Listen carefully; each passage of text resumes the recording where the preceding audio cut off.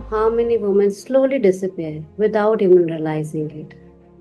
I think, like most women, I grew up hearing certain things again and again, that after marriage, life slows down, that your priorities change, and somewhere you come last. And then, when you become a mother, it's almost expected that your whole world should evolve around your child. That's a good mother sacrifices everything. That focusing on yourself is selfish. And I believed it like any other mother. For a very long time, I believed it. I told myself maybe this is just how life is supposed to be. There was also this quiet voice in my head saying, now it's too late. Too late to start again. Too late to study. Too late to build something of my own. And slowly, without even realizing, I started losing a part of myself.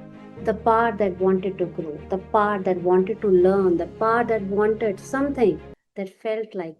I am sure many of us is feeling the same. But one day I asked myself, do I really have to disappear to be a good mother?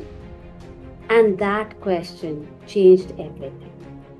Not overnight, not dramatically, but enough to take one small step. I decided to listen to myself, to my heart. I went back to study again after marriage. Sounds crazy, right? It wasn't easy. There was guilt, there was doubt, there were days I felt I was doing something wrong. If I choose myself, something else will suffer. But that's not what happened. Instead, something beautiful happened. I started growing again. I started building something of my own, something meaningful, something that allowed me to support parents, understand children, and create a space where mothers feel seen and heard.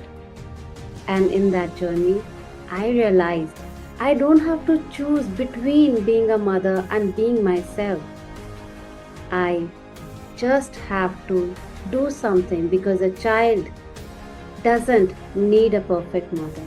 They don't need someone who disappears for them. They need someone who is real, who is growing, who shows them what it means to value yourself. So today, I don't see my journey as breaking rules.